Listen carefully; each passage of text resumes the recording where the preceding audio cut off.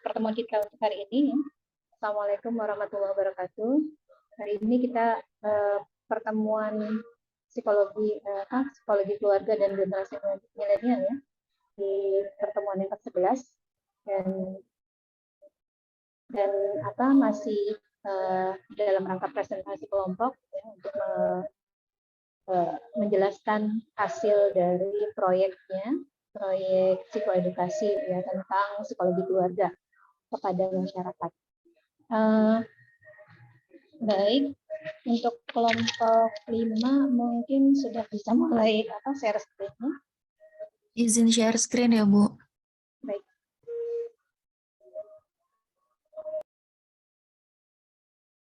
Ya, kalau bisa yang presentasi semuanya open kamera ya.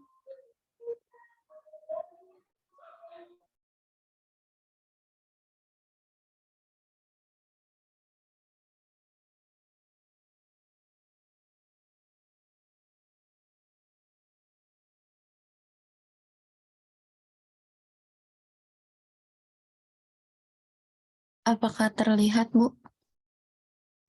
Ya, terlihat.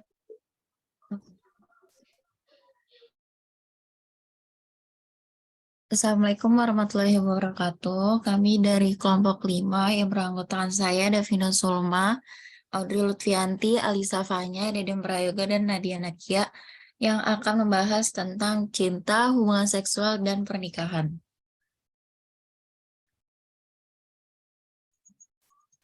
Yang pertama ada definisi cinta. Cinta merupakan salah satu tema yang sangat akrab dan disukai oleh setiap kalangan, baik yang muda maupun yang tua. Cinta merupakan reaksi emosional yang sama dikendalinya dan sama mendasarnya dengan rasa marah, kesedihan, kegembiraan, dan rasa takut. Cinta memiliki ketiga komponen, yaitu intimacy, passion, dan komitmen. Intimasi merupakan perasaan dekat, hangat, terhubung kepada pasangan satu sama lain. Passion adalah pasangan yang melakukan hal romantis serta ketertarikan terhadap suatu aktivitas dalam sebuah hubungan kepada perempuan maupun laki-laki. Komitmen adalah suatu keputusan yang diambil oleh kedua belah pihak untuk dapat mempertahankan hubungan tersebut.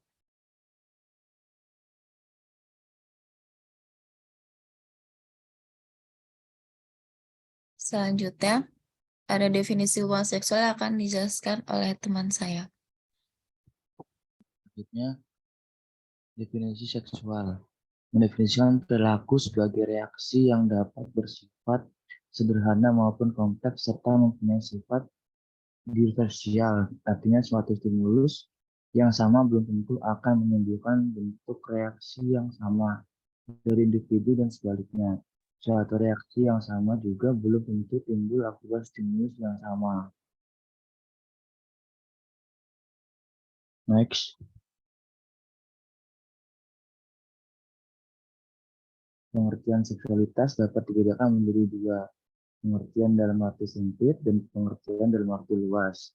Pengertian seksualitas dalam arti sempit, itu kelamin yang terdiri dari alat kelamin, anggota tubuh, dan ciri-ciri badan yang membedakan pria dan wanita, kelenjar dan hormon kelamin, hubungan seksual, serta semakin alat kontrasepsi. Pengertian seksualitas dalam arti luas, segala hal yang terjadi akibat dari adanya perbedaan jenis kelamin seperti perbedaan tingkah laku, perbedaan atribut, perbedaan peran, atau bukaan dan hubungan pria dan wanita. Selanjutnya, definisi pernikahan akan dijelaskan oleh teman saya. Sebelumnya saya izin Bu, nggak bisa on cam dikarenakan sinyal. Saya lanjut definisi pernikahan. Menurut Walgito 2004 bulan 12 mengatakan dalam pernikahan terdapat ikatan lahir dan batin, yang berarti bahwa dalam pernikahan itu perlu adanya ikatan secara fisik dan psikologis pada dua individu. Ikatan lahir adalah ikatan yang tampak seperti ikatan fisik pada saat individu melangsungkan pernikahan sesuai dengan peraturan-peraturan yang ada. Ikatan ini adalah nyata, baik yang mengikat dirinya yaitu suami dan istri, maupun bagi orang lain yaitu masyarakat luas. Sedangkan ikatan batin adalah ikatan yang tidak tampak secara langsung atau merupakan ikatan psikologis. Antara suami dan istri harus ada ikatan lahir dan batin, harus saling mencintai satu sama lain, dan tidak ada paksaan dalam pernikahan. Bila pernikahan dengan paksaan tidak adanya cinta kasih satu dengan yang lain, maka salah satu hal yang tidak dapat terpenuhi adalah kepuasan dalam pernikahan. Baik, selanjutnya akan dijelaskan oleh teman saya. Terima kasih. Baik, selanjutnya ada faktor-faktor yang mempengaruhi kepuasan pernikahan. Yang pertama ada komunikasi.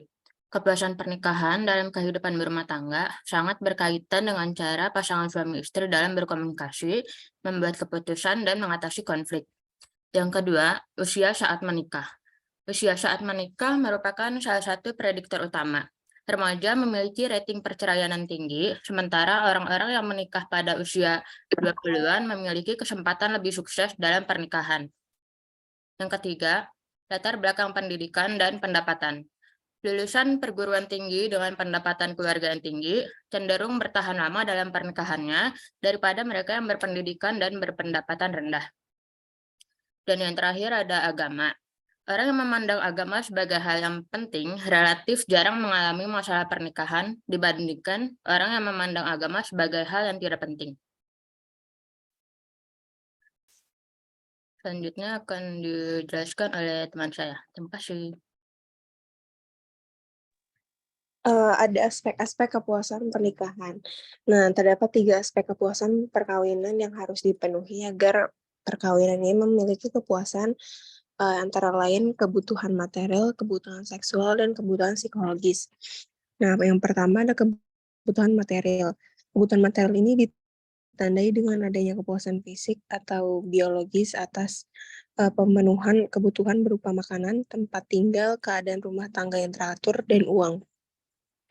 Terus ada kebutuhan seksual, ditandai dengan terpenuhnya kebutuhan seksual dengan adanya respon seksual yang baik dan frekuensi seksual yang tidak rendah. Nah, selain itu pasangan yang bahagia akan mendapatkan afeksi dibandingkan dengan pasangan yang tidak bahagia. Pasangan yang bahagia juga merasa bahwa pasangan mereka tidak akan menolak atau melakukan perilaku seksual yang kurang menyenangkan. Yang terakhir ada kebutuhan psikologis. Ini tuh berupa persahabatan, keamanan, emosional, saling memahami, menerima, menghormati, dan sependapat. Selanjutnya akan dibacakan oleh teman saya.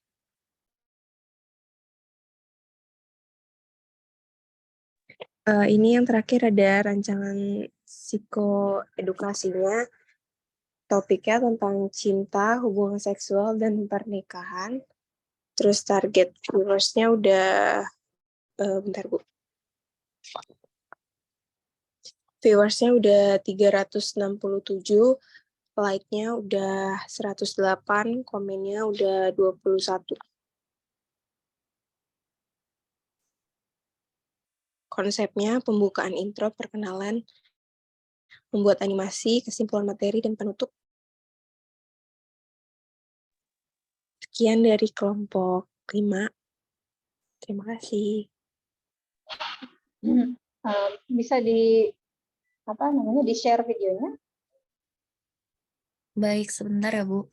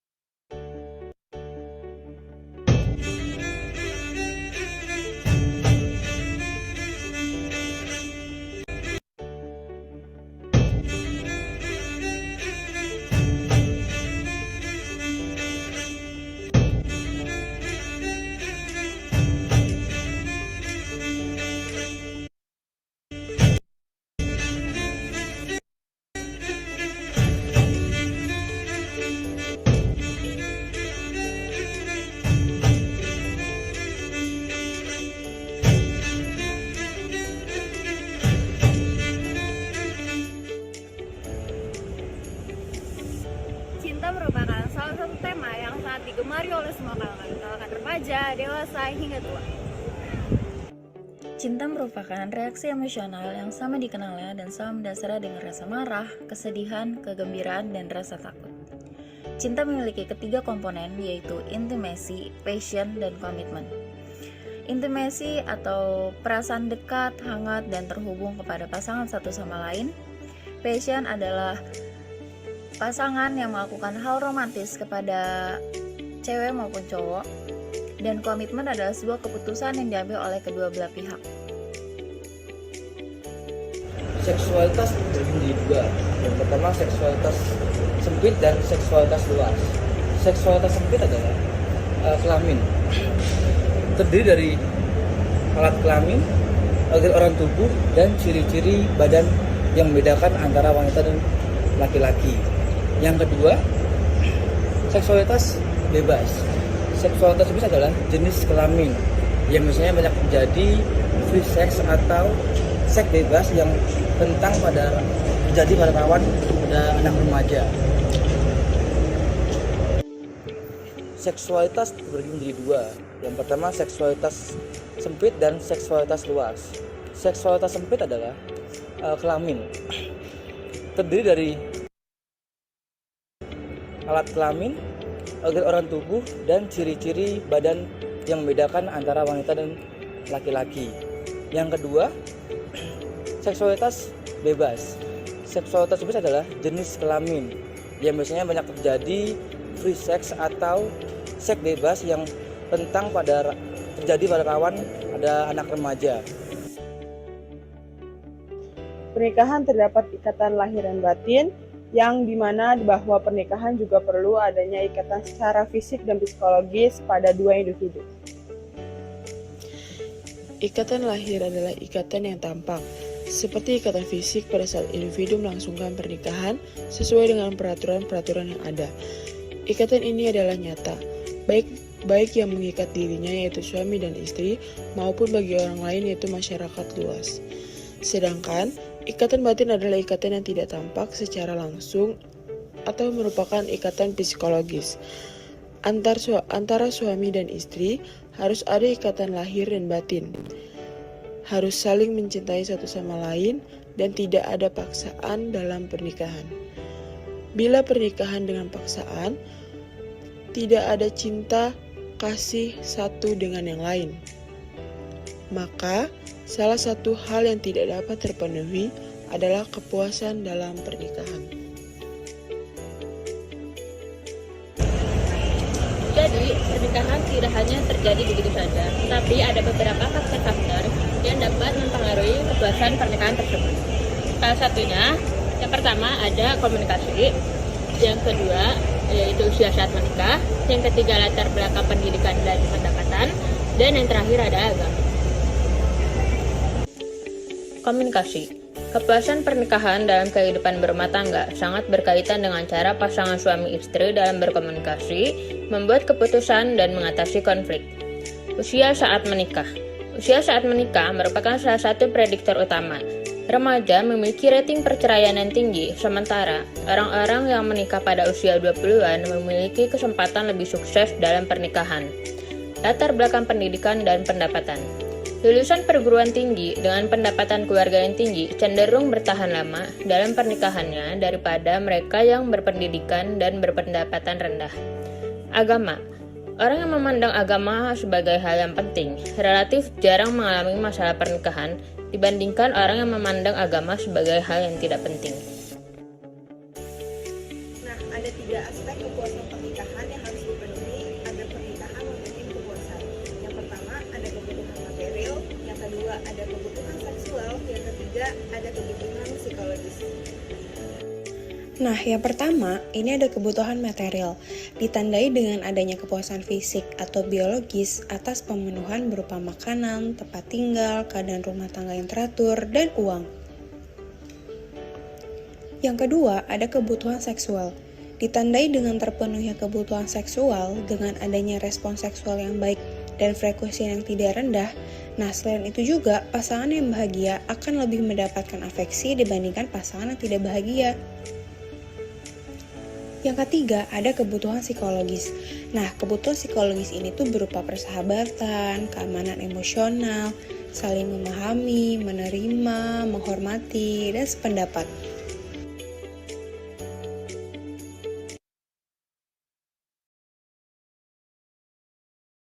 Oke, terima kasih kelompok 5. Menarik ya, psikoedukasinya. Meskipun tadi ada yang bagian seksual dan seksualitas ya, mungkin seharusnya tidak perlu diulang, kayaknya diulang 2 kali ya. Mungkin harusnya lebih diperdalam lagi ya tentang misalnya hubungan seksual yang sehat. Baik, silahkan saya buka untuk 2 penanya aja langsung. Di Maluku Utara, jalan ini hanya berjarak sekitar 2 km dari Istana Merdeka. Fitria Suli.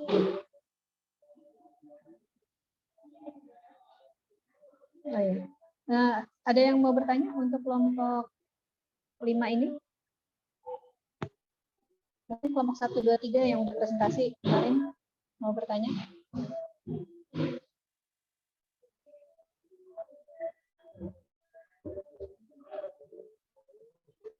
Atau kita lanjut ke kelompok kelompok 4 dulu. Kelompok 4 sudah ada yang sudah semuanya hadir?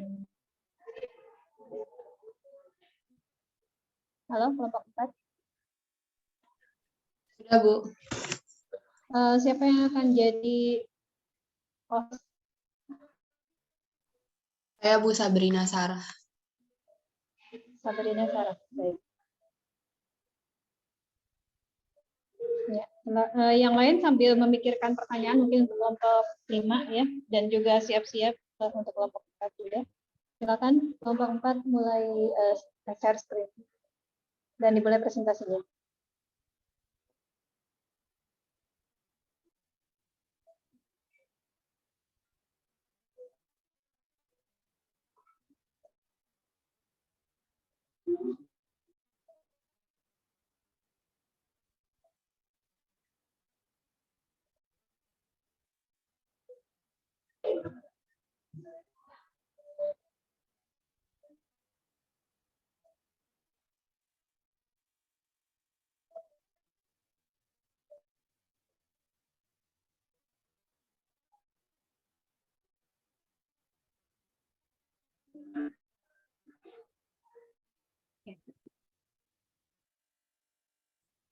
Assalamualaikum warahmatullahi wabarakatuh. Perkenalkan kami dari kelompok 4 yang akan membacakan peran keluarga dalam menghadapi LGBT. Sebelumnya di sini saya akan memperkenalkan kelompok saya sendiri, yaitu di sini ada saya sendiri, Diana Rozumaya, ada Sabrina Sarah Khairunisa, ada Salsabila Amelia, ada Zulfia Hani, dan ada Dihanira Lucitan Semara. Next. Ya, latar belakang. Adanya perkembangan zaman yang semakin maju membuat pikiran masyarakat yang lebih terbuka dengan segala hal termasuk mengenai seks bebas. Namun seringkali mereka berlebihan terhadap hal yang disebut sebagai open-minded, yang malah menjadikan mereka menjadi masyarakat yang liberal. LGBT juga tidak sepenuhnya salah penderita, karena bisa saja faktor lingkungan mempengaruhi hal tersebut. Dan juga keluarga yang kurang harmonis dapat lebih mudah mempengaruhi adanya LGBT. Karena kurangnya rasa kasih sayang orang tua terhadap anaknya, kasus ini sedang marak di Indonesia, khususnya di kalangan anak muda. Apa saja sih peran keluarga yang dirasa kurang? Oke, boleh next.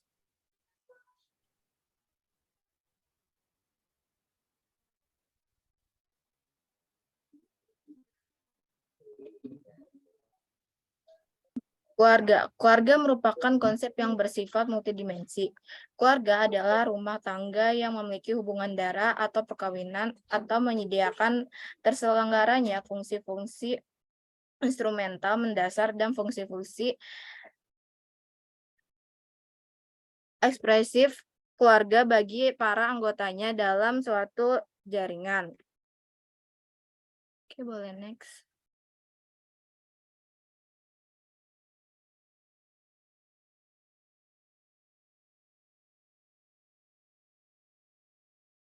Selanjutnya kita bahas fungsi keluarga. Nah, menurut pandangan dari Burns, keluarga itu memiliki 5 fungsi dasar, yaitu yang pertama ada fungsi reproduksi, yaitu keluarga memiliki tugas untuk mempertahankan populasi yang ada di dalam masyarakat.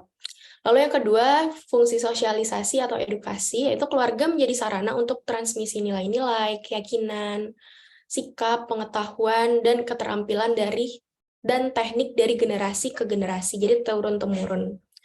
Lalu yang ketiga ada fungsi penugasan secara peran sosial. Nah, di sini keluarga itu memberikan identitas dari para anggota keluarganya seperti rasnya apa, etniknya apa, agamanya apa, sosial ekonominya bagaimana, dan peran-peran gender juga diberikan pada keluarga. Yang keempat ada dukungan ekonomi, yaitu perannya itu di mana keluarga itu menyediakan tempat untuk berlindung, makanan, dan jaminan kehidupan. Yang terakhir, kelima, ada dukungan secara emosi. Jadi keluarga itu memberikan pengalaman interaksi sosial yang pertama kalinya bagi anak. Jadi interaksi sosial ini bersifat, dia itu mendalam, seperti mengasuh dan memberikan rasa aman bagi anak dan anggota keluarga lainnya. Boleh di next. Oke, selanjutnya kita masuk ke dalam konseptualisasi LGBT. Jadi singkatnya, LGBT itu merupakan sebuah singkatan dari lesbian, gay, bisexual, dan transgender. Nah, menurut Kurt Benny, yaitu adalah salah satu ahli yang pertama kali memunculkan istilah homoseksual. Dan istilah gangguan orientasi ini dibagi menjadi 3 kelompok, yaitu ada monoseksual, heteroseksual, dan heterogen. Yang pertama ada lesbian. Jadi lesbian itu singkatnya merupakan orientasi seksual homoseksualitas antara wanita dengan wanita. Jadi perempuan yang secara emosi dan secara seksualnya itu tertarik pada sesama perempuan dan hanya kepada perempuan. Selanjutnya ada gay. Jadi gay itu adalah pria yang baik secara fisik, secara seksual, secara emosional, ataupun spiritual, dia itu lebih tertarik dengan sesama jenisnya, yaitu dengan sesama pria. Nah, di sini kita mengingat materi kita yang sebelumnya pernah kita bahas, yaitu menurut Freud, dia itu melihat gay sebagai akibat dari pola asuh dan kekerasan dari sosok sang ayah. Nah, kondisi ini tuh dianggap bahwa sang anak laki-laki itu merasa gagal mendapatkan figur seorang ayah, sehingga dari dalam dirinya itu sendiri mulai muncul rasa ingin mencintai dirinya sendiri, ataupun bahkan mencintai sosok laki-laki yang lain di sekitarnya. Yang ketiga ada biseksual. Jadi biseksual itu merupakan ketertarikan seseorang secara fisik ataupun seksual dengan menunjukkan sisi romantisme tanpa memikirkan identitas gender lawan pasangannya. Nah, orientasi biseksual ini dipandang sebagai bentuk penyembunyian dari identitas homoseksual, yaitu gay atau lesbian. Yang keempat, terakhir, transgender. Nah, istilah transgender ini diberikan kepada individu yang merasa bahwa identitas kelamin secara fisiknya dan identitas kelamin secara psikologisnya itu berbeda. Jadi bisa saja seseorang terlahir secara biologis dia itu sebagai wanita, namun dia merasa secara psikologis dia itu adalah laki-laki, sehingga dia akan memiliki gaya hidup seperti laki-laki dan bercara pakaian seperti laki-laki. Dan bisa disebut transgender itu tidak hanya karena adanya operasi pergantian kelamin. Jadi transgender itu di mana ketika seseorang secara fisik dan secara psikologisnya itu merasa gender mereka berbeda. Boleh. Selanjutnya apa sih faktor penyebab dari LGBT ini sendiri? Nah, menurut Kalat dalam buku Papilaya tahun 2021, ada 3 faktor yang bisa menyebabkan seseorang bisa menjadi LGBT, yaitu yang pertama dari faktor biologis, yang kedua ada faktor dari pola asuh, dan yang terakhir ada faktor belajar. Untuk faktor biologis ini sendiri ternyata ditemukan secara hormonal itu terdapat perbedaan jumlah paparan androgen prenatal, yang mana otak laki-laki homoseksual itu tidak termaskulinisasi, sedangkan otak perempuan yang homoseksual atau lesbian itu tidak terdefemininasi. Gitu. Lalu yang kedua, Dari faktor pola asuh, seperti yang sudah saya jelaskan tadi, menurut Freud, fase perkembangan seseorang sehingga menentukan dirinya bisa LGBT atau heteroseksual itu ada di fase falik. Nah, fase ini itu terjadi pada usia 3-5 tahun. Dan pada masa ini juga akan timbul seperti Oedipus kompleks atau kasus di mana anak laki-laki itu berusaha menarik perhatian ibunya dan memusuhi ayahnya, atau Elektra kompleks, yaitu anak perempuan yang memusuhi ibunya karena cemburu dengan ayahnya gitu. Dan yang terakhir ada faktor belajar. Sebenarnya dari faktor belajar ini lebih ditekankan pada trauma di kehidupan, seperti hubungan yang tidak bahagia, dendam, takut, ataupun tidak percaya dengan lawan jenisnya gitu. Nah, faktor belajar ini juga masuk ke dalam kategori anak yang mempelajari mainan atau gaya berpakaian. Misalnya, seorang individu yang sudah terbiasa hidup di kalangan banyak pria, sehingga secara tidak sadar dia lebih suka memainkan bola atau berpakaian yang seperti layaknya lelaki. Yang mana lama-kelamaan mungkin akan memicu timbulnya orientasi seksual yang lain. Boleh di next.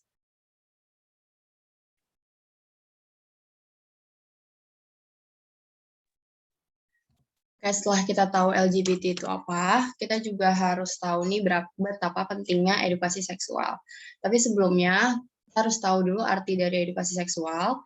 Edukasi seksual itu merupakan upaya pengajaran, penyadaran, dan pemberian informasi tentang masalah seksual. Dan informasinya itu meliputi tentang organ reproduksi, di mana kita menanamkan moral, etika, komitmen, agama agar tidak terjadi penyalahgunaan terhadap organ reproduksi tersebut. Dan edukasi seksual ini bukan hanya membahas tentang seks dan seksualitas, namun juga penting untuk membentuk sikap serta kematangan emosional seseorang terhadap seks. Tujuannya apa sih edukasi seksual untuk anak?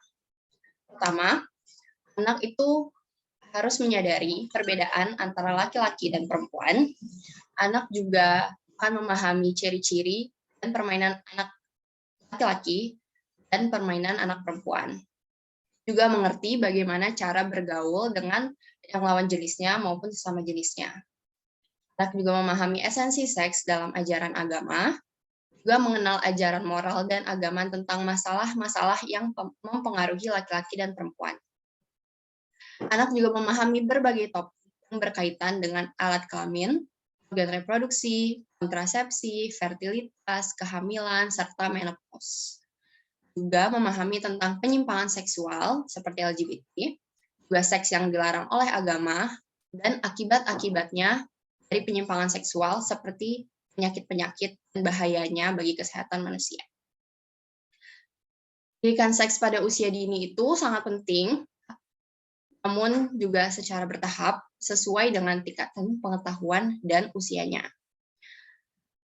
Kita mungkin sering tabu ya, ngomongin seks di keluarga, cuman itu merupakan sesuatu hal yang tidak boleh sebenarnya. Kita harus terbuka dalam keluarga untuk membahas seks, agar anak tidak mencari pengetahuan itu di luar.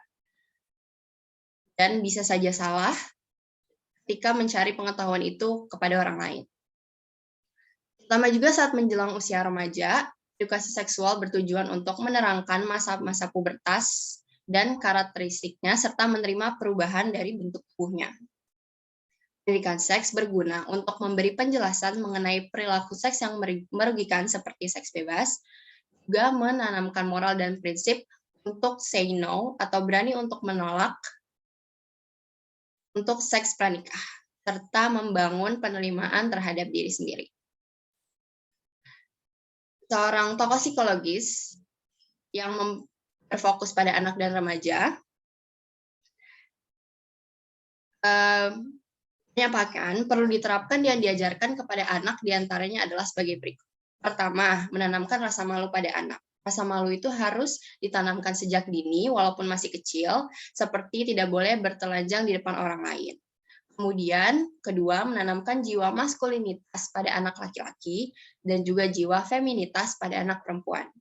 Ketiga, memisahkan tempat tidur mereka. Ketika usia 7-10 tahun merupakan usia saat anak mengalami perkembangan yang pesat. Anak mulai melakukan eksplorasi ke dunia luar. Anak tidak hanya berpikir tentang dirinya sendiri, tetapi juga mengenai sesuatu yang pasti yang ada pada luar dirinya. Pemisahan tempat tidur itu merupakan upaya untuk menanamkan kesadaran pada anak tentang eksistensinya sendiri. Keempat, juga mengenalkan waktu berkunjung. Waktu yang tidak diperbolehkan anak-anak untuk memasuki ruangan kamar orang dewasa, kapan sih boleh masuk ke kamar orang tua, kapan sih nggak boleh dan harus izin dulu. Kelima juga mendidik anak untuk menjaga kebersihan alat kelamin.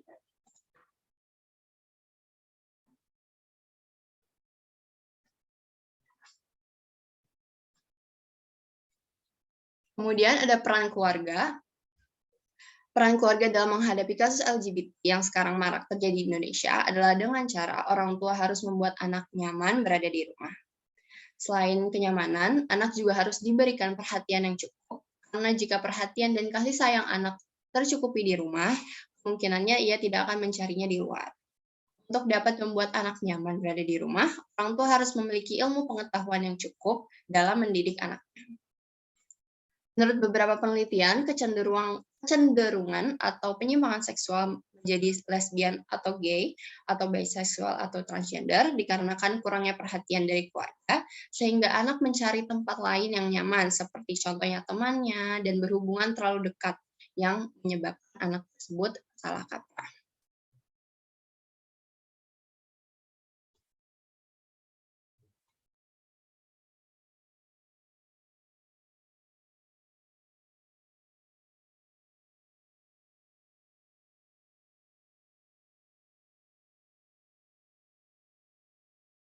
Selanjutnya akan dijelaskan oleh Amel.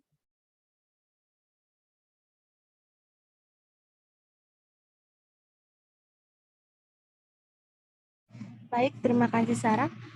Di sini saya akan menjelaskan tentang rancangan psikoedukasi yang kami rancang. Yang pertama-tama di sini ada tujuan edukasinya, yaitu untuk memberikan wawasan terhadap pengguna sosial media Instagram mengenai definisi keluarga beserta fungsinya.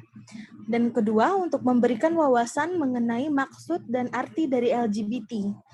Dan ketiga, untuk memberikan pengetahuan mengenai faktor penyebab terjadinya LGBT.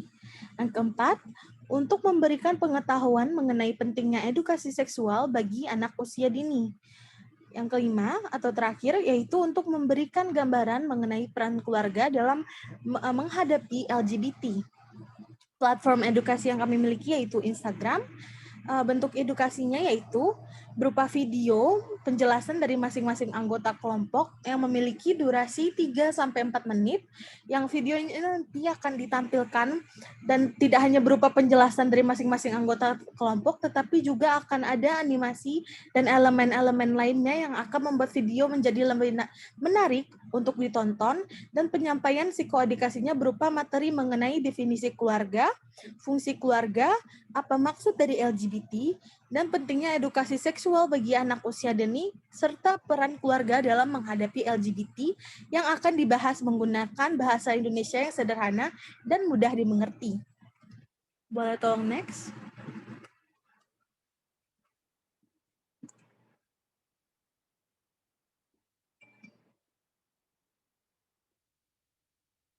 Baik, di sini kesimpulannya adalah adanya perkembangan yang semakin maju membuat pikiran masyarakat yang lebih terbuka dalam segala hal, termasuk seks bebas. Namun seringkali mereka berlebihan terhadap hal tersebut sehingga agar dicap sebagai open-minded, yang malah menjadikan mereka menjadi masyarakat yang liberal. Adanya seks bebas juga memunculkan hubungan sesama jenis atau LGBT. LGBT ini sendiri memiliki arti untuk sebutan gerakan emansipasi dari kaum non-heteroseksual. LGBT tentu sangat dilarang di Indonesia karena Indonesia bukan negara yang liberal dan merupakan negara yang mayoritasnya adalah warga Muslim. Dan edukasi seksual adalah berupa pengajaran, penyadaran, pemberian informasi tentang masalah seksual, informasi yang diberikan diantaranya pengetahuan tentang fungsi organ, reproduksi, dan dengan menanamkan moral, etika, komitmen, agama agar tidak terjadi penyalahgunaan organ reproduksi tersebut. Baik, sekian dari kelompok kami. Terima kasih.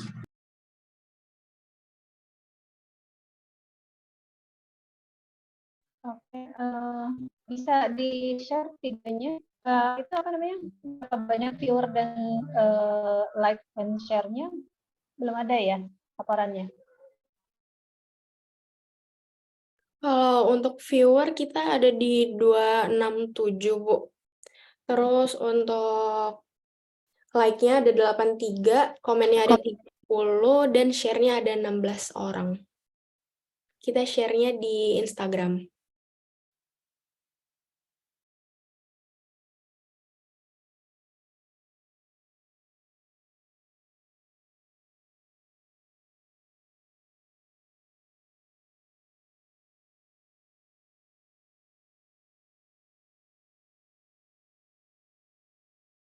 Gimana ya kalau di sekitar kita ada LGBT?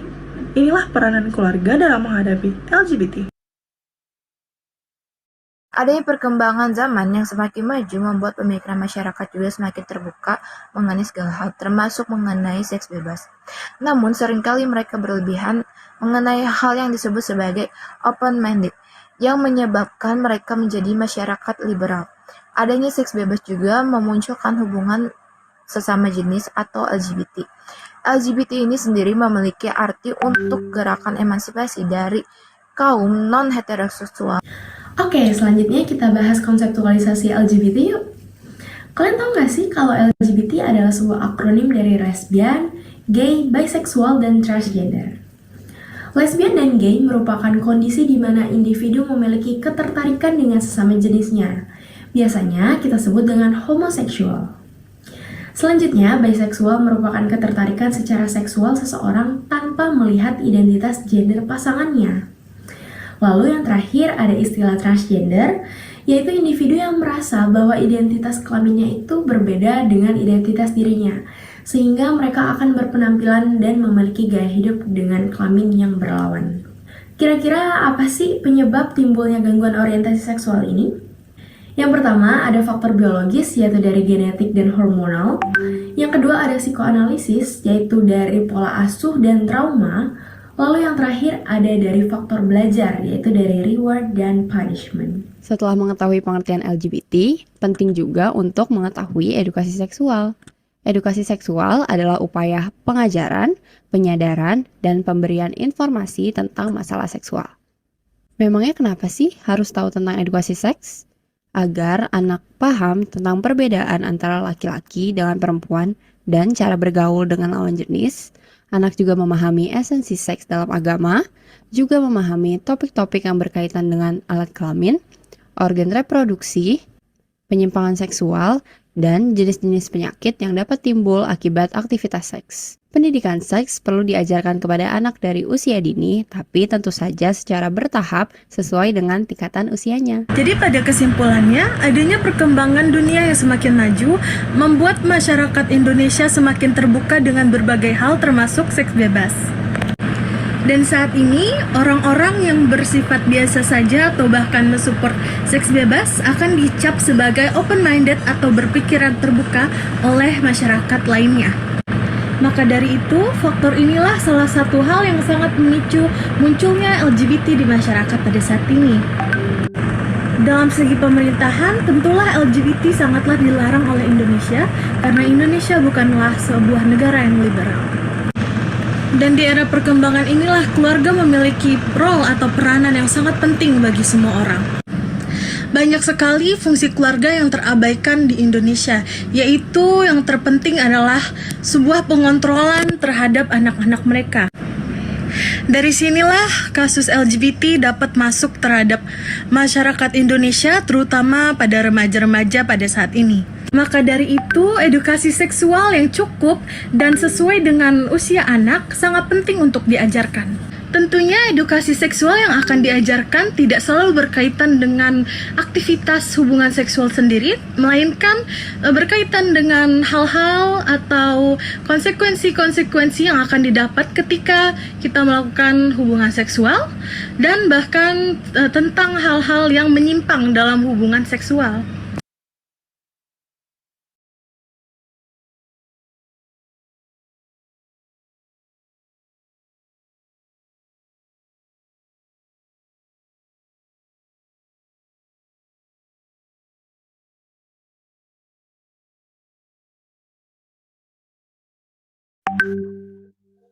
Oke, sudah selesai ya videonya.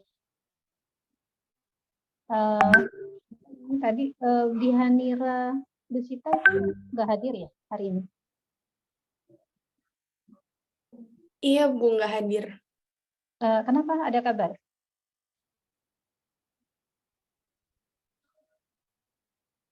Kayaknya belum bangun sih, Bu. Oh gitu. Berarti dia nggak dapat nilai ini ya, presentasi ya? Iya, Bu. Tapi dia selama Oke. proses ngebantuin kok Bu bikin makalah dan video. Oh oke. Iya. Ada nilai kelompok, ada juga nilai individu ya. Jadi bikin makalahnya kan itu lebih banyak di TB1 ya. Untuk TB2 kan tinggal tulis laporan ya, nggak terlalu banyak yang dibahas juga ya. Iya, oke Bu. Jadi memang TB2-nya lebih porsi lebih besarnya di presentasi dan pembuatan video ya.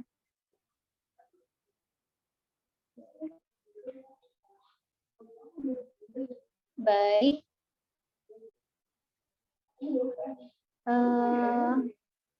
Kita lanjut dulu ya, berarti sebelum sesi tanya jawab ke kelompok 6.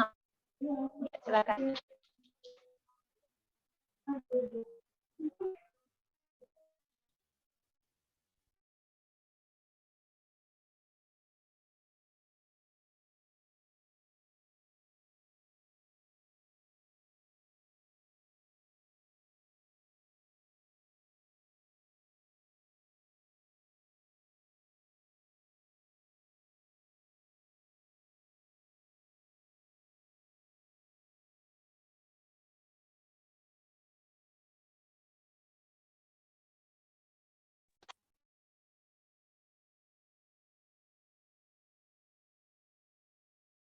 Ibu, mohon maaf bisa diganti gak Bu hostnya? Soalnya tiba-tiba laptop saya itu Bu ngeblank.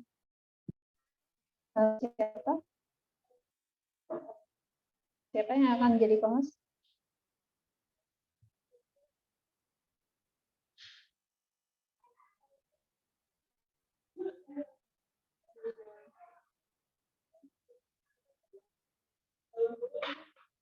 Salsabila Faradisa Bu. Ya, Salsabila Faradisa. Iya. Bisa tolong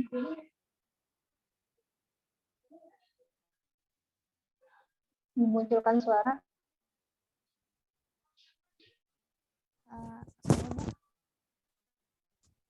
Oh iya. Sudah saya jadikan co-host ya, silakan.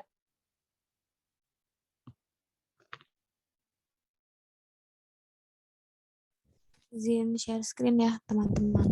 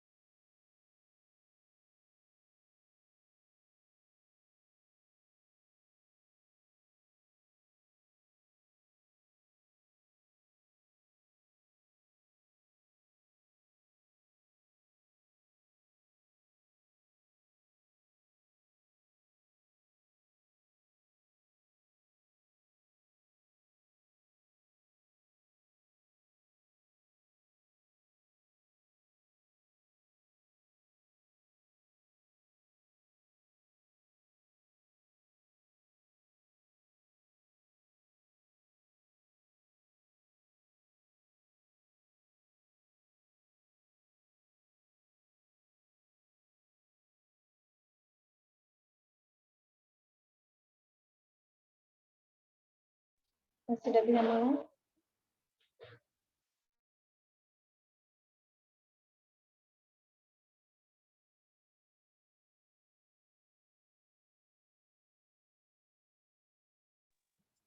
Baik, apa suara saya terdengar? Terdengar. Sebelumnya mohon maaf, saya tidak bisa on kamera karena dari setting Zoom-nya tidak bisa, Bu. Maksudnya gimana? Setting Zoom kamu atau kalau dari saya kan boleh ya? Bisa. Dari kameranya nggak bisa di handphone saya, Bu. Oh, iya. Ya, maaf ya, Bu. Oke, saya mulai ya, Bu ya. Baik, Assalamualaikum warahmatullahi wabarakatuh. Selamat pagi, Ibu Hifiza dan teman-teman semuanya.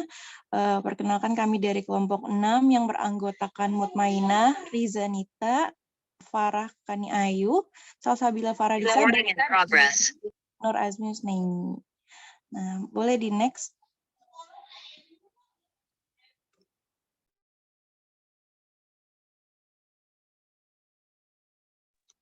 Oke, pada presentasi kali ini kami akan menjelaskan mengenai KDRT.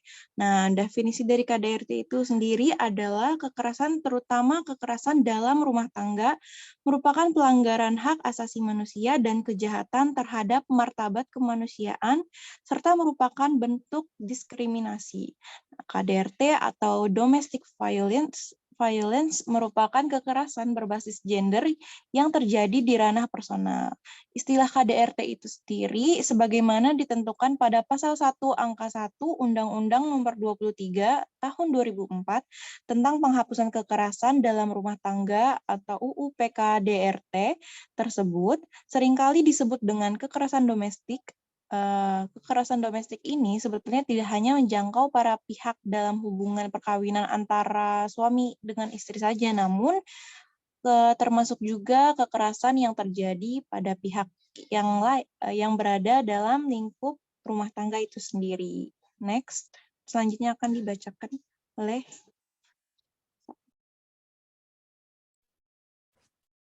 Baik, yang selanjutnya adalah teori KDRT. Nah, teori KDRT ini terdapat dua, yaitu teori lingkaran kekerasan dan teori feminisme. Teori lingkaran kekerasan, Walker merumuskan sebuah lingkaran kekerasan yang terjadi antara pelaku dan korban kekerasan yang disebut dengan battering cycle. Lingkaran ini dijelaskan melalui 3 fase yang tergantung pada intensitas dan frekuensi kemunculan kekerasan. Yang pertama adalah detention building phase, yaitu fase pertama di mana pelaku membentuk tegangan dan melakukan berbagai bentuk kekerasan yang pernah dilakukan, seperti perlakuan posesif, pelecehan secara verbal, intimidasi, dan pengekangan kebebasan. Pada situasi ini, korban dengan otomatis melakukan pembelaan diri dan menahan amarah atas perlakuan pelaku. Dengan demikian, pelaku menjadi sangat waspada akan kemungkinan berbagai bentuk pertentangan atau perlawanan yang ditunjukkan kepada korban. Lalu selanjutnya yaitu the exploitation of acute battering phase. Fase kedua atau the exploitation of acute battering phase, yaitu pemunculan kekerasan. Pelaku terus menunjukkan berbagai bentuk agresi seperti memukul, menendang, mendorong, hingga pelaku sampai pada titik kelelahan dan kehabisan energi. Selanjutnya yaitu the contrition phase. Fase yang terakhir dari lingkaran kekerasan ini ialah contrition phase, yaitu suatu fase yang menempatkan pelaku pada perasaan sedih karena berdosa atas pelepasan tegangan melalui perilaku kekerasan terhadap korban. Pada fase ini, pelaku akan mendekati korban dengan membujuk agar korban dapat bertahan dalam relasi intim dan memaafkannya. Pelaku cenderung mengumbar janji tentang perbaikan diri dan mengajak orang-orang terdekatnya untuk turut membujuk korban kembali pada dirinya. Selanjutnya yaitu ada teori feminisme. Gerakan feminisme dimulai sejak akhir abad ke-18 dan berkembang pesat sepanjang abad ke-20 yang dimulai dengan penyuaraan persamaan hak politik bagi perempuan. Pada tulisan Mary Wollstonecraft yang berjudul A Vindication of the Right of Woman dianggap sebagai salah satu karya tulis feminis awal yang berisi kritik terhadap revolusi Prancis yang hanya berlaku untuk laki-laki namun tidak untuk perempuan. Feminisme berasal dari bahasa Latin yaitu femina yang kemudian diterjemahkan ke dalam bahasa Inggris menjadi femin yang berarti memiliki sifat-sifat sebagai perempuan. Secara umum, feminisme sering didefinisikan sebagai gerakan wanita yang menuntut persamaan hak antara kaum wanita dan pria. Teori feminisme didasari oleh kebutuhan untuk memahami penyebab ketertindasan perempuan dengan tujuan untuk membalikkan tatanan sosial yang didominasi oleh laki-laki.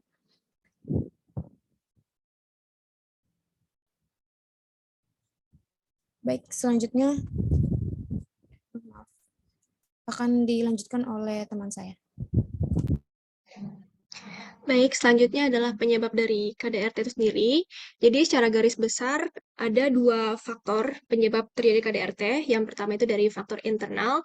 Kalau faktor internal itu kita melihat dari ketidakmampuan seseorang ini untuk beradaptasi dalam sebuah keluarga.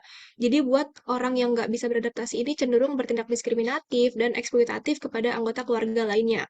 Yang kedua ada faktor eksternal. Faktor eksternal ini ketika ada kondisi atau situasi dari lingkungan atau dari perilaku atau perkataan individu yang posisinya itu dari luar anggota keluarga yang dapat mempengaruhi sikap anggota keluarga tersebut untuk bertindak eksploitatif kepada anggota keluarga lainnya, khususnya kepada pasangan dan anak-anaknya gitu. Nah, tapi kalau misalkan kita lebih dalam, sebenarnya penyebab yang paling dasar terjadinya KDRT itu karena adanya ketimpangan atau ketidaksetaraan gender.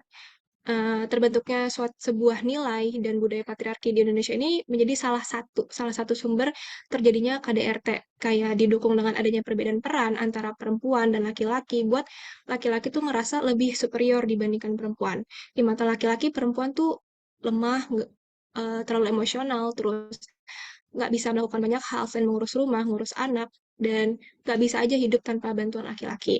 Nah, hal lain yang merupakan penyebab dari terjadi KDRT itu yang pertama adanya ketergantungan ekonomi karena ketidakberdayaan istri, terus yang kedua tidak terpenuhinya kebutuhan dan keinginan pasangan. Misalnya salah satu pasangan tuh pengen melanjutkan pendidikan atau ingin perluas pergaulan atau adanya penguasaan ekonomi dari salah satu pasangan itu. Nah, kembali lagi pada budaya patriarki di Indonesia sendiri, kalau laki-laki itu ngerasa lebih superior dan nggak mau kalah dari perempuan, sehingga ketika timbul perasaan inferior terhadap istrinya, suami akan melakukan KDRT untuk menunjukkan taringnya bahwa dirinya lebih tinggi dibandingkan sang istri. Nah, yang ketiga itu kurangnya kemampuan mengelola stres atau coping stress. Nah, ini juga jadi salah satu penyebab terjadi KDRT khususnya sang suami. Biasanya penyebab ini terjadi pada pasangan yang sebenarnya belum siap secara mental untuk terikat tali pernikahan. Suami yang belum punya pekerjaan dan penghasilan tetap, atau ada perasaan nggak mampu karena pasangan ini masih tinggal sama orang tua atau mertuanya. Jadi ketika dia frustasi, seringkali orang ini nih melampiaskan ke minuman miras atau perbuatan negatif lainnya, jadi berujung ke kondisi emosional yang nggak stabil, terus melakukan KDRT kepada pasangannya atau anggota keluarga lainnya. Nah, yang keempat ini ketidakmampuan menyelesaikan konflik masih berkaitan dengan coping stress tadi. Jadi ketika dia tidak mampu menyelesaikan konflik, ujung-ujungnya tuh dia cari cara lainnya dengan KDRT untuk melemahkan pihak pasangan supaya menuruti apa yang diinginkannya, jadi ngerasa menang atas konflik tersebut gitu. Boleh next.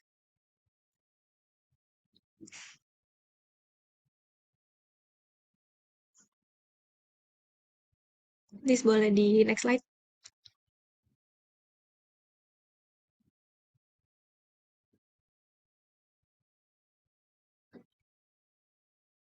Ya, selanjutnya ada bentuk-bentuk KDRT. Bentuk-bentuk KDRT sendiri dapat berupa yang pertama kekerasan fisik yang bisa membuat rasa sakit kepada tubuh korban karena diinjak, ditendang, ditampar, digigit, dibanting, atau sebagainya. Dan yang kedua kekerasan psikis atau yang bisa buat korban ngerasa takut, jadi nggak percaya diri, ngerasa dirinya nggak aman, nggak berdaya, dan permasalahan psikis lainnya melalui kalimat-kalimat yang mengancam, yang mengintimidasi, yang memaki, membuli, dan sebagainya. Yang ketiga ada kekerasan seksual seperti memaksa pasangannya untuk melakukan seks hubungan seksual dengan cara yang nggak wajar atau yang nggak disukai sama pasangan ini gitu. Jadi memaksa pasangannya melakukan hubungan dengan orang lain buat suatu tujuan tertentu yang nggak disukai sama pasangannya itu.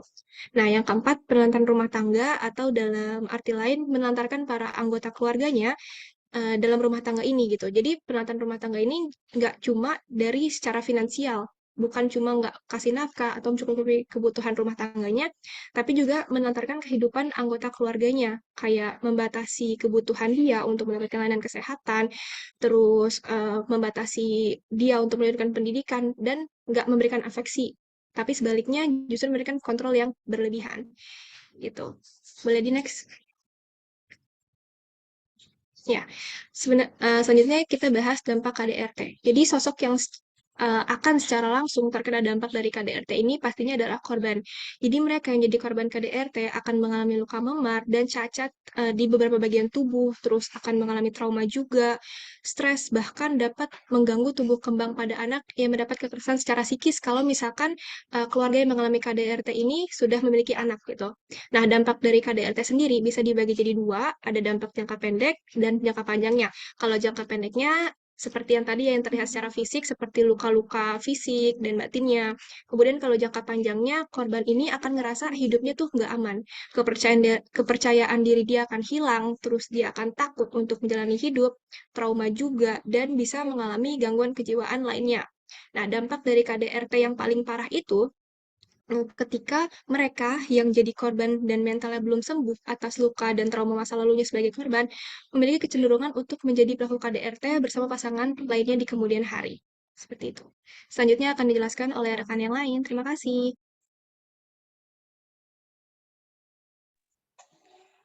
Baik, terima kasih. Selanjutnya saya akan melanjutkan mengenai undang-undang dari KDRT itu sendiri. Nah, pada dasarnya kekerasan secara fisik termasuk dalam tindak pidana seperti yang saya jelaskan di definisi awal tadi. Kemudian saat ini juga sudah ada peraturan dan kebijakan untuk KDRT. Di antaranya yang pertama nih ada pasal 1 UU KDRT mendefinisikan KDRT sebagai perbuatan terhadap seseorang, terutama perempuan, yang berakibatkan timbulnya kesengsaraan atau penderitaan secara fisik, seksual, psikologis, dan atau penelantaran rumah tangga, termasuk ancaman untuk melakukan perbuatan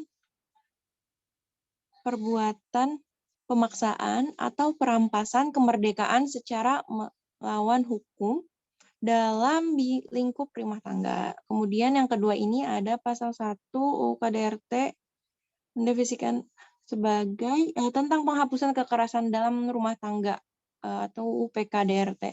Nah, sejak 16 tahun lalu dan telah diimplementasikan dalam pencegahan dan penanganan perempuan korban kekerasan. Nah, undang-undang ini merupakan jaminan yang diberikan oleh negara untuk mencegah terjadinya kekerasan dalam rumah tangga, menindak pelaku kekerasan dalam rumah tangga, dan melindungi korban kekerasan dalam rumah tangga dalam UU nomor 23 tahun 2004 pasal 1 ayat 2. Selanjutnya akan dibacakan oleh teman saya. Terima kasih. Baik, yang selanjutnya penanganan KDRT. Jadi di Indonesia ini umumnya penanganan KDRT dilakukan berdasarkan dua sarana, yaitu sarana penal atau hukum pidana dan non-penal bukan hukum pidana. Nah, sarana penal atau hukum pidana lebih bersifat represif. Jadi berdasarkan hukum pidana ini sesuai dengan UU yang sudah disebutkan tentang KDRT, bahwa korban yang mengalami KDRT dapat mengajukan laporannya pada pihak UPPA atau Unit Pelayanan Perempuan dan Anak. Pihak yang memiliki wewenang tersebut tidak hanya mengadili tersangka atau pelaku tindak kekerasan, namun juga memikirkan hak-hak korban serta bagaimana pemulihannya. Nah, selanjutnya penyidik dalam melakukan penyidikannya tidak bekerja sendiri, melainkan secara terpadu bekerja sama dengan tenaga kesehatan atau rumah sakit, pendamping korban, dan rohaniwan untuk mencari kebenaran yang sesungguhnya dalam mengungkap peristiwa KDRT ini. Nah, setelah proses penyidikan telah dilakukan dan memasuki tahap penyidikan, maka kuasa hukum korban akan mendampingi di samping kuasa hukum pelaku yang mendampingi pelaku.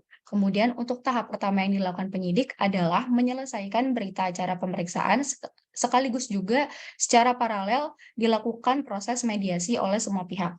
Pada intinya, instansi hukum yang berwenang ini mengutamakan perlindungan pada korban dan penegakan hukum pada pelaku, baik istri atau suami dalam permasalahan KDRT yang terjadi pada rumah tangga tersebut. Nah, untuk sarana non-penal atau bukan hukum pidana, sarana ini atau pendekatan ini lebih mengarah pada sifat preventif, yakni tindakan yang berupa pencegahan sebelum terjadinya kejahatan. Melalui upaya non-penal ini, sasaran utamanya adalah menangani faktor-faktor kondusif penyebab terjadinya kejahatan atau KDRT, yakni meliputi masalah-masalah atau kondisi-kondisi sosial yang secara langsung atau tidak langsung dapat menimbulkan kejahatan itu.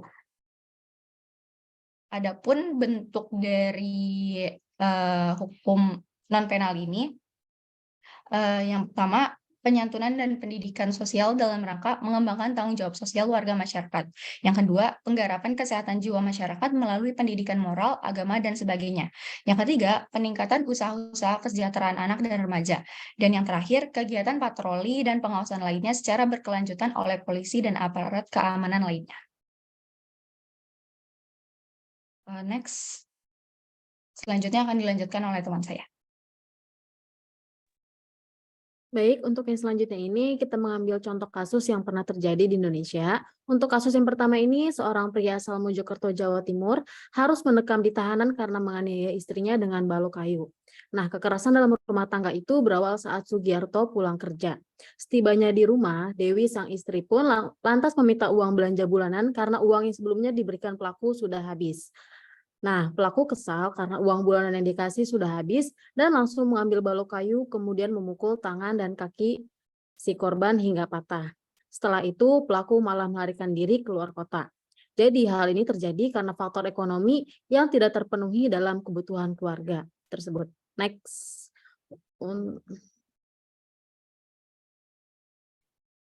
Boleh di next.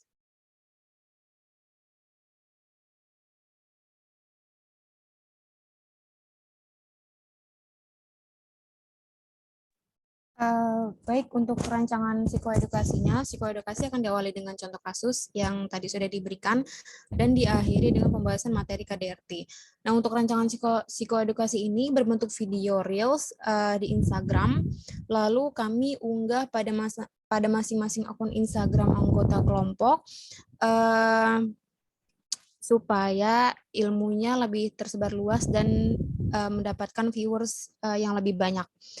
Lalu targetnya itu 1.000 target viewers dan sudah terpenuhi mencapai lebih dari 2.000 viewers.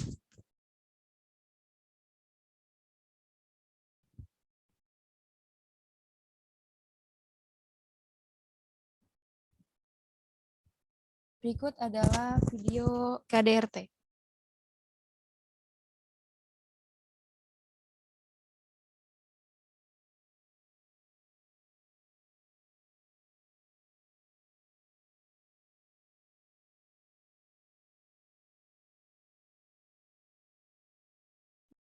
Suaranya nggak ada ya.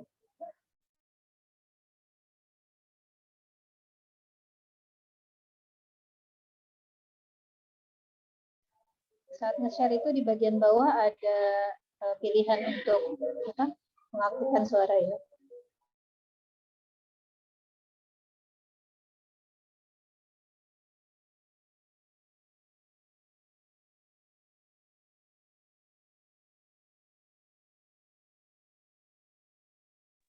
Di mananya ya, Bu?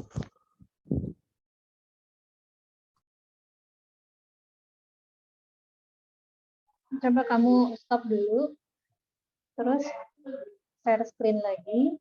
Biasanya kalau bentuknya video di bawahnya ada tulisan untuk mengaktifkan suara ya. Share sound ya, Bu? Iya, betul. Oke.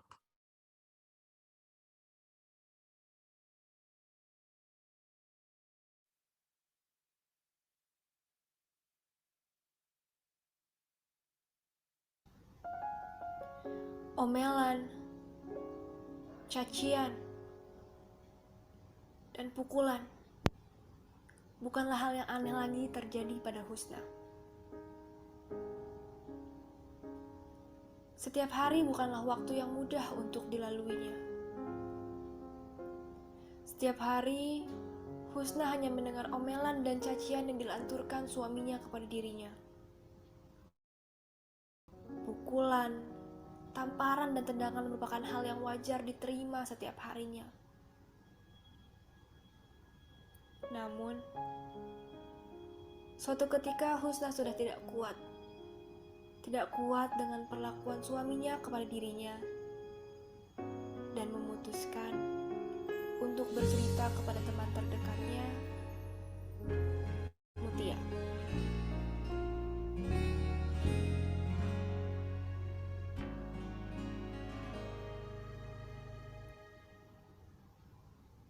Sebagai seorang teman, Mutia tentu berempati dan siap mendengarkan semua cerita Husna. Tetapi Mutia tidak bisa memberikan saran yang tepat kepada Husna karena Mutia merasa kondisi Husna sudah harus ditangani oleh yang ahli.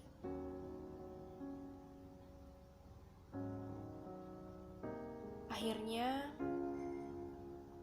Mutia mengajak Husna untuk pergi ke psikolog supaya Husna bisa mendapatkan penanganan yang tepat. Walaupun awalnya ragu, Husna memberanikan diri ke psikolog dan menceritakan semua hal yang telah dilaluinya selama masa pernikahannya. Sang psikolog pun mendengarkan dan memberikan solusi atas kondisi yang Husna alami.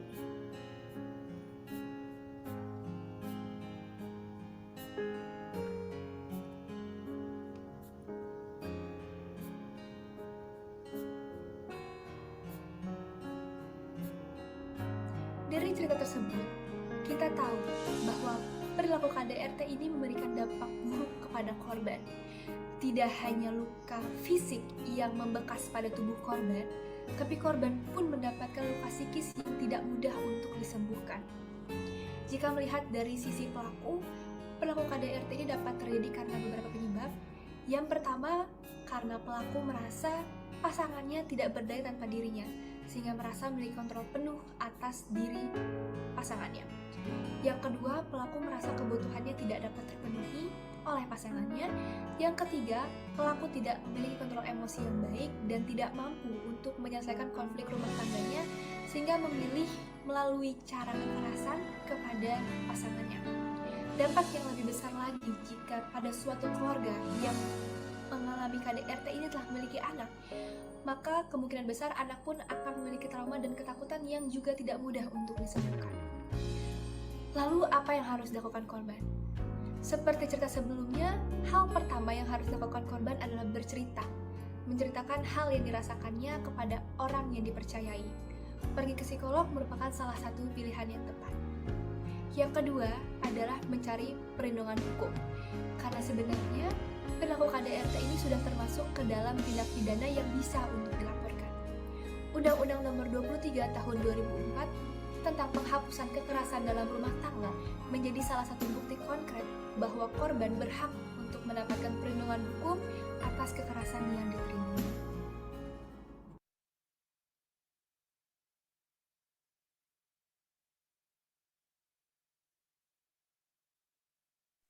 Baik, sekian dari kelompok 6.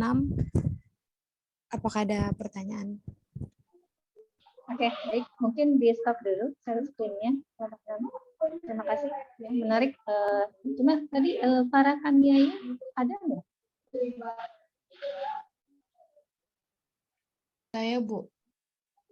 Tadi ikut presentasi. Oh iya betul. Tadi kayaknya kelewat saya kelewat di ini lagi. Baik. Untuk audiens silakan. Kalau ada yang mau bertanya, maksimal 2 pertanyaan untuk setiap kelompok.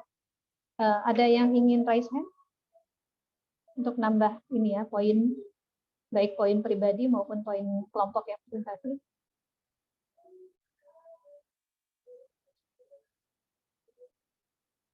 Kenapa? siapa? Deden. Deden nggak melakukan KDRT kan? Baik. Bener, nggak ada yang mau nanya nih. Ada yang mau nanya nggak? Silakan.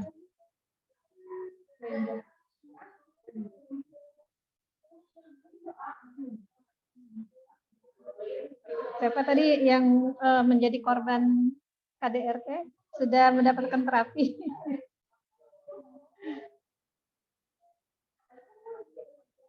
Oke. Udah Bu dari Farah Bu. Ya, itu kalau waktu itu sempat baca artikel ya, kalau di Korea atau di negara-negara lain yang apa namanya, yang mereka kalau bikin film yang melibatkan anak kecil dan terkena, maksudnya dalam film itu ada scan kekerasan gitu ya, atau scan yang menakutkan, itu biasanya mereka setelah itu diterapi gitu. Karena khawatir itu terbawa gitu ya secara psikologis. Dan sebenarnya sih mungkin juga artis-artis yang kalau mereka apa ya mendalami perannya itu kan kadang-kadang suka kebawa ya.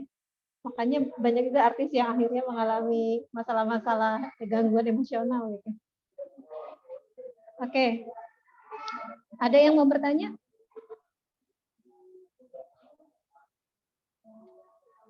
Videonya bagus-bagus ya. Dari tadi kreatif gitu ya. Menampilkan materinya ya, meskipun materinya mungkin berat ya.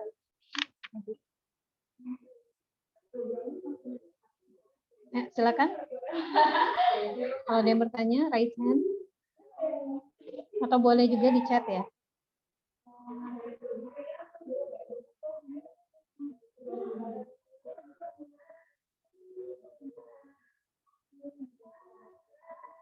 Dari kelompok yang presentasi juga boleh bertanya kepada kelompok lainnya. Kelompok 4, 5, 6 ya.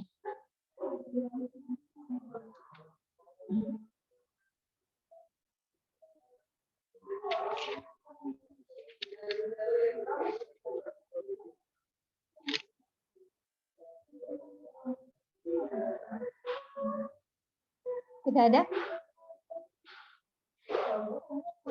Nggak mau nambah poin ya?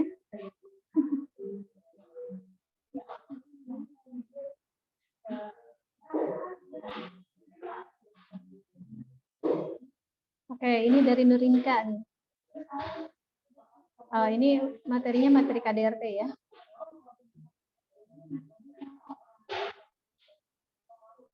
Dari Nurinka,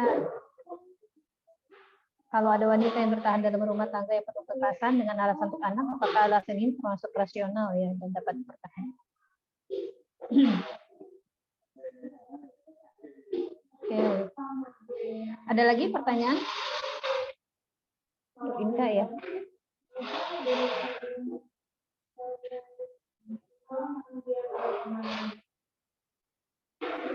Ini bisa sampai 5 poin ini kalau pertanyaannya bagus.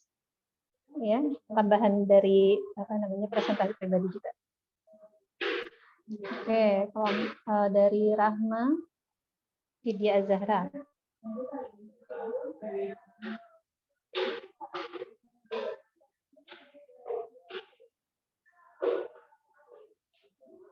Oke, udah ya, cukup untuk kelompok KDRT, cukup ya. Mudah-mudahan namanya kelompok KDRT tapi tidak mengalami KDRT beneran ya. Berikutnya kalau untuk kelompok 4 dan 5 ada pertanyaan untuk kelompok 4 dan 5. Nah, kelompok 5 ya, Fitria Suli.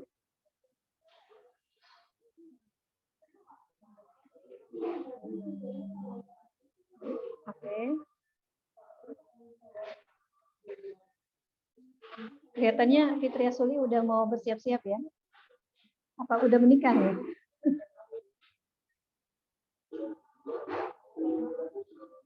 Ada lagi pertanyaan untuk kelompok 5?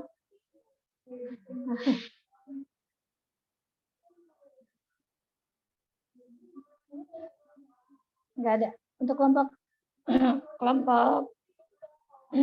kelompok 4 ada?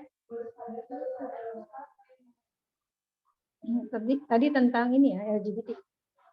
Ya, silakan.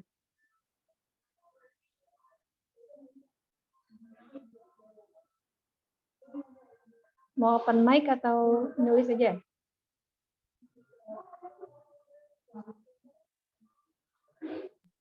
Maaf Ibu, izin bertanya, buat nanya Baik. ke kelompok yang KDRT kan ya Bu? Oh, bukan KDRT. Sudah dua pertanyaan. Berarti ini untuk yang mana Ibu? Maaf. Boleh untuk LGBT atau yang kelompok 5 ya, tentang intimacy. Saya mau nanya ke kelompok LGBT Bu. LGBT udah 2 kelompok. Udah. Udah 2 pertanyaan ya. Tadi katanya. Oke, sebentar Ibu.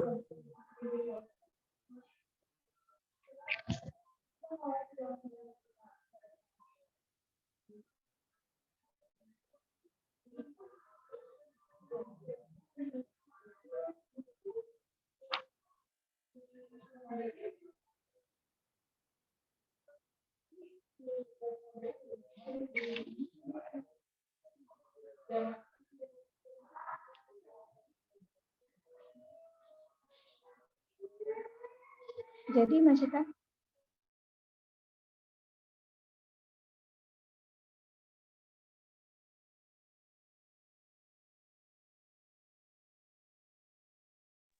Jadi Ibu maaf, Zoom saya lemot error, jadi dari tadi ternyata nggak ada ininya Bu.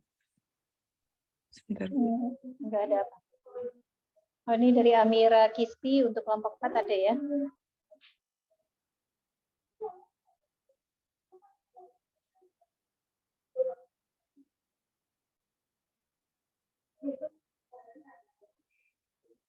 Menarik ya, sekarang kan ada parent yang LGBT ya, terutama kalau di negara-negara yang sudah sudah legal, itu bisa jadi ya anak punya orang tua yang dua-duanya laki-laki atau dua-duanya perempuan gitu ya. Baik.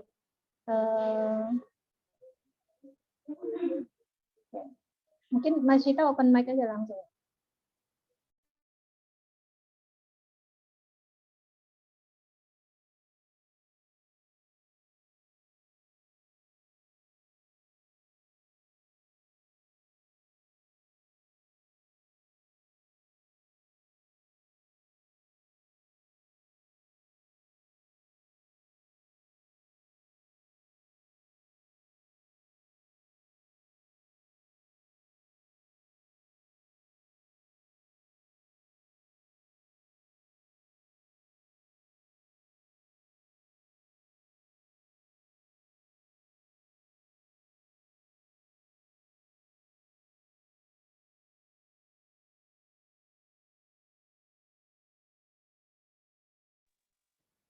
Maaf Ibu. Iya, silakan. Saya izin bertanya dari tadi HP saya udah on mic ternyata. Nah, saya izin bertanya untuk kelompok 5.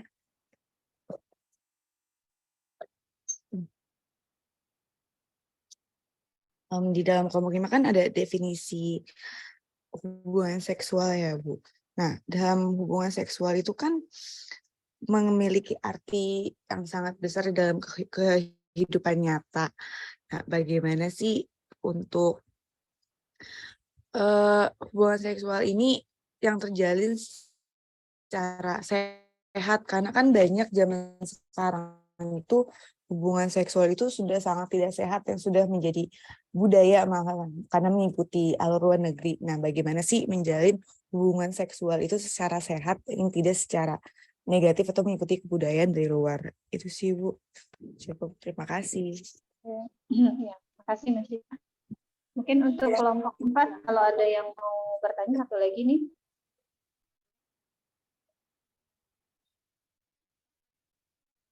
Ada? Kalau nggak ada, mungkin langsung dijawab aja ya. Siapa yang mau menjawab duluan? Kelompok mana? Kelompok 5, 6, 4?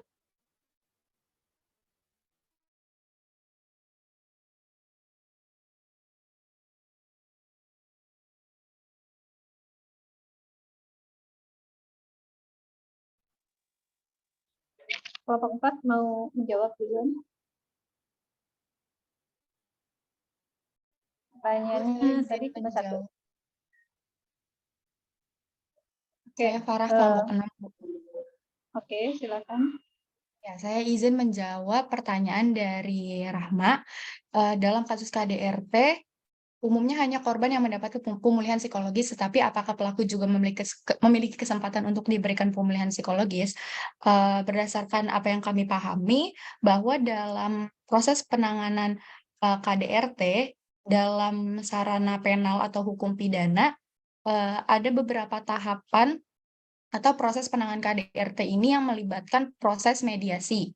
Nah, jadi dalam proses mediasi ini melibatkan semua pihak, baik pihak pelaku ataupun korbannya. Jadi, ketika pelaku juga ingin menyatakan permasalahan kenapa dia melakukan KDRT, itu juga bisa dijelasin di proses mediasi ini. Dan itu pun tergantung dari kebutuhan pelaku, apakah ia membutuhkan psikolog ataupun tidak. Itu pun juga sama apa yang terjadi sama korban. Tidak semua korban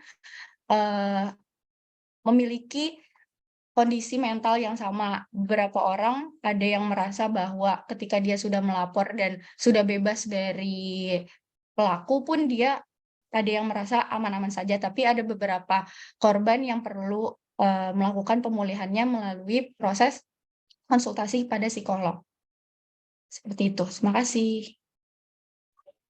Baik. Dari teman-teman lain ada yang mau ditambahkan dari kelompok 6?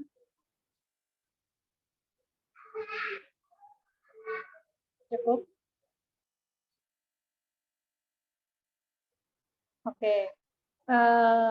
Kemudian pertanyaan dari Nur Inka ya, yang belum dijawab. Ada yang mau jawab? Saya izin jawab pertanyaan dari Inka ya, Bu. Sebenarnya kalau ditanya mengenai pertanyaan dari Inka ini, kalau ditanya rasional atau tidak, sebenarnya itu balik lagi ke masing-masing individunya itu sendiri. Nah, tentunya tuh sebagai seorang ibu, tidak ingin anaknya merasakan broken home gitu kan. Tapi balik lagi ke si wanita tersebut, apakah dia mampu untuk mempertahankan rumah tangganya atau dia sudah menyerah gitu. Saya izin mau nambahin, boleh Bu? Ya, silakan. Ya, jadi harus dilihat dulu kalau memang kekerasan yang diterima sang ibu ini udah parah banget, sampai sang ibu tuh kehilangan kepercayaan diri, terus takut untuk menjalani hidupnya gitu, melanjutkan hidupnya. Ya udah, kalau menurut pendapat kami, kalau memang harus berpisah, ya udah pisah aja. Toh figur ayah ini nggak cuma bisa didapatkan dari sosok ayah itu sendiri. Pun ayahnya itu sendiri belum bisa kasih figur ayah yang baik kalau yang dikasih lihat ke anaknya tuh perilaku kekerasan ayahnya ke ibunya gitu, Bu. Oke. Ada yang mau nambahin? Dari kelompok 6 yang lain?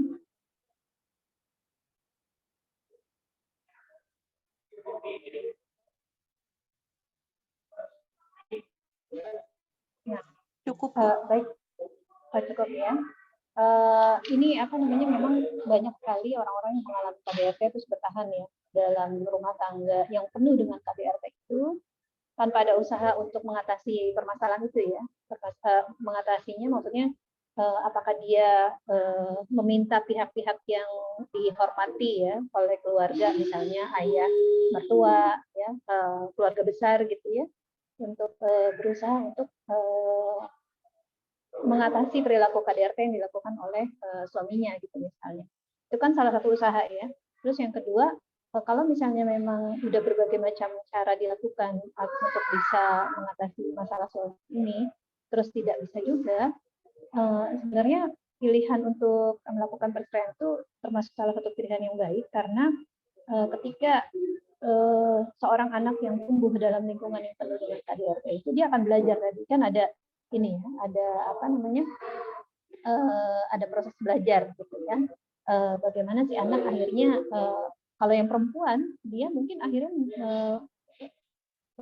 karena belajarnya itu ya berpikirnya tuh bahwa ya inilah rumah tangga yang wajar gitu ya, meskipun tidak bahagia tapi itu bentuk-bentuk kasih sayang yang harusnya didapatkan oleh seseorang, sehingga seringkali KDRT ini akhirnya menjadi siklus ya, lingkaran yang terus berlanjut sampai keturunannya gitu. Jadi misalnya si anak ketika mencari suami, kalau yang perempuan ya itu akan mencari sosok yang mirip dengan ayahnya. Jadi dia menerima kekerasan juga dan itu dianggap sebagai satu hal yang wajar. Dan kalau misalnya laki-laki anaknya, kemungkinan dia akan meniru ya apa yang dilakukan oleh ayahnya dan ketika berumah tangga maka dia juga akan melakukan KDRT kepada keluarganya. Jadi memang ini pilihan yang berat. Kalau memang tidak bisa diselesaikan, ya daripada hidup dalam lingkungan yang tidak sehat ya secara psikologis ya, akan lebih baik kalau misalnya si ibu memutuskan untuk berpisah dan dengan melakukan dengan menjelaskan kepada anak ya, terutama kalau misalnya anak sudah mulai besar, sudah mulai bisa berpikir gitu ya, dijelaskan kenapa dia memutuskan untuk bercerai gitu seperti itu. Dan hidup yang secara psikologi sehat itu kan lebih baik dibanding ketika harus tinggal dalam rumah yang penuh dengan kekerasan seperti itu ya. Baik, untuk kelompok 4 dan 5 apa sudah ada jawaban? Siapa yang mau Ibu, menjawab saya dulu? izin menjawab pertanyaan dari Fitria Suli. Pertanyaannya bagaimana cara terbaik untuk menghadapi tantangan pernikahan atau perkawinan? Menurut kelompok kami, yang pertama itu mungkin belajar lebih banyak satu sama lain. Bisa jadi konflik yang terjadi selama ini, suami kurang peka dan mendalami kelebihan maupun kekurangan masing-masing. Yang kedua, apresiasi pasangan. Suami istri yang sudah lama menikah mungkin kerap lupa memberikan apresiasi kepada pasangan karena terjebak dan mengira tidak perlu memberikan suatu bentuk terima kasih. Dan yang terakhir, mengingat kembali tonggak awal hubungan. Mungkin salah satu bagian terbaik dari pernikahan adalah kembali mengingat lagi momen-momen suka dan duka ketika mulai berhubungan menikah dan kini telah memiliki anak. Cerita tentang bagaimana kalian sama-sama selamat dari berbagai badai cobaan bisa menjadi kesempatan memperkuat lagi hubungan yang sempat renggang. Terima kasih. Ada tambahan untuk pertanyaan dari Fitria dari kelompok anggota kelompok 5 yang lain?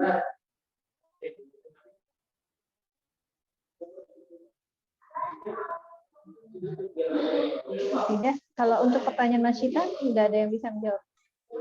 Kelompok 4 mau jawab pertanyaan Amira, boleh Bu? Oh iya, baik. Kelompok 4 dulu ya, silakan. Ya. Amira kan nanya ya, apakah pengaruh dari orang tua yang LGBT terhadap anak dalam keluarga tersebut? Nah, dari PT kita tadi itu, semua kasus LGBT itu hampir keseluruhannya adalah faktor dari keluarga. Ada yang keluarganya hadir, cuman sebagai pelengkap aja gitu, tanpa ada pengawasan kepada anak, mungkin karena kesibukan atau mungkin ketidaktahuan karena minimnya ilmu parenting. Kadang juga orang tua ada yang mengacaukan pengasuhan, seperti menjadikan anak perempuannya sebagai laki-laki, menjadikan anak laki-laki seperti perempuan. Terus juga memilih permainan tuh yang nggak sesuai dengan usia anaknya. Ada juga keluarga yang hadir, namun tidak ada pengontrolan dari keluarga. Ada juga yang kehilangan sosok figur sang ayah ataupun ibu, sehingga keluarga itu jadi seperti tidak lengkap. Sementara orang tua yang lain tidak bisa menggantikan sosok tersebut. Jadi semua faktornya itu memang dari dalam keluarga. Baik, terima kasih Sabrina. Ada dari anggota kelompok yang lain ada yang mau dikatakan? Saya izin menambahkan ya Bu. Jadi kalau dari fungsi keluarga itu dari seorang ayah, sosok sang ayah dan sosok seorang ibunya itu ada tugas dan fungsi masing-masing. Jadi di mana ketika sang ayah dan ibu ataupun bahkan anaknya itu tidak bekerja sesuai dengan fungsi yang sebagaimana seharusnya, itu mungkin akan berdampak kepada kondisi psikologi sang anak.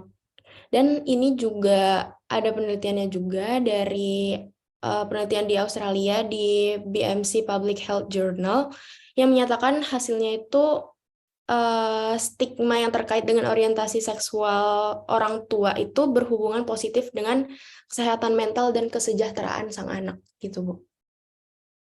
Terima kasih. Oke, terima kasih Zintiah ya. Oke, untuk Kamira ini ya cukup bisa dipahami ya.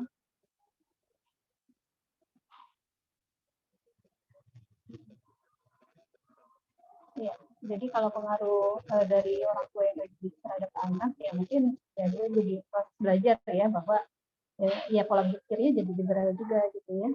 Kemudian juga dia menganggap hal itu sebagai hal biasa dan apa namanya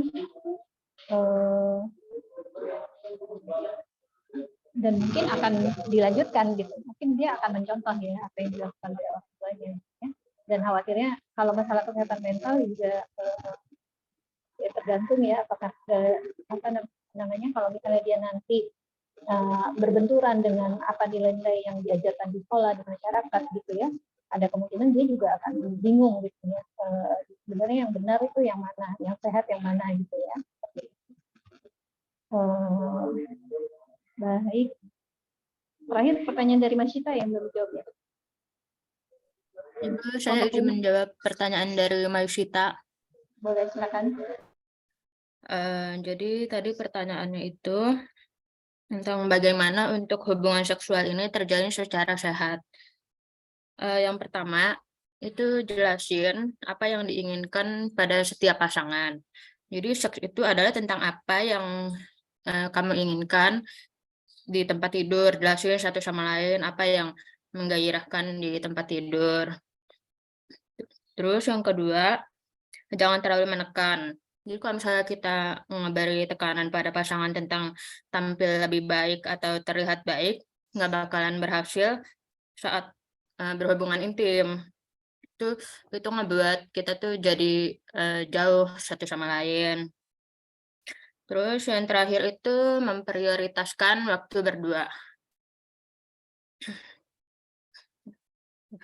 Udah itu aja. Apakah sudah terjawab, Mas Syita? Ada yang mau ditambahkan dari kelompok 5?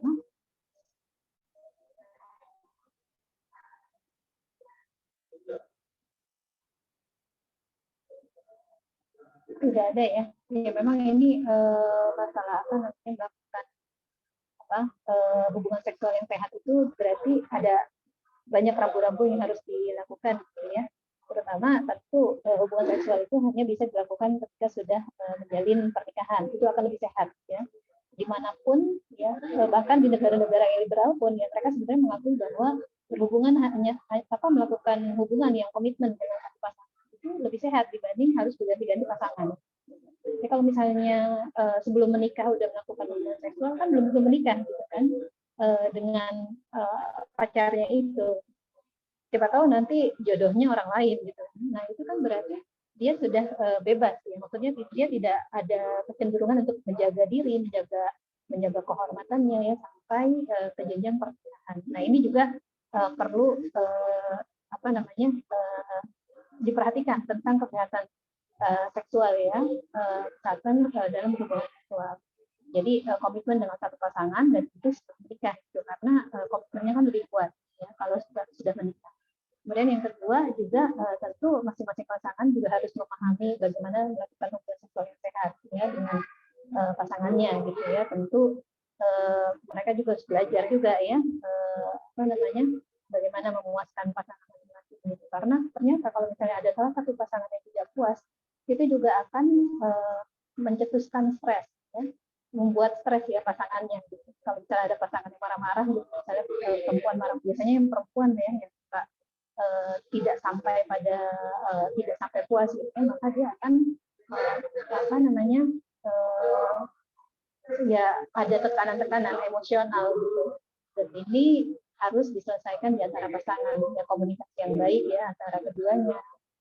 Kemudian bagaimana caranya supaya masing-masing bisa puas itu harus dilakukan secara terbuka. Gimana Mbak Syita?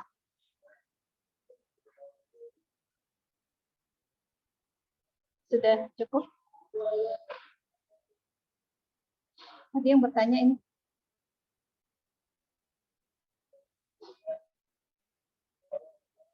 Ada yang ingin dibicarakan atau ada komentar sebelum kelasnya ditutup?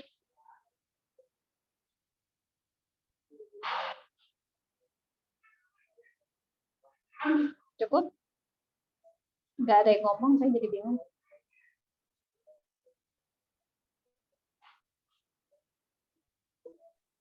Cukup, Ibu. Oh iya, baik. Oke, baik. Terima kasih untuk semua kelompok yang sudah hadir di sini. Nanti mungkin saya minta izin untuk, karena banyak informasi yang cukup bagus ya di presentasi kita, mungkin akan saya open gitu untuk dibuka ya di YouTube. Biasanya memang saya upload ke YouTube, tapi biasanya saya close hanya untuk kita aja gitu, maksudnya untuk kelas kita. Tapi kalau untuk yang sesi kali ini kayaknya menarik ya kalau bisa dikonsumsi untuk masyarakat luas juga, maka saya akan open dan mungkin akan saya share ke beberapa grup yang memang kelihatannya membutuhkan ya materi. Ada yang keberatan dari kelompok 3, kelompok 4, 5, dan 6?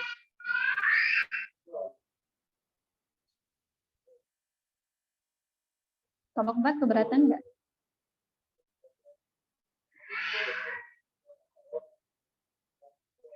Halo? Tidak, Bu, tidak keberatan. Oke, kelompok 5 dan 6? Tidak, Bu, tidak keberatan. Oke. Kelompok 6 juga nggak ya? Iya, Bu. Silakan.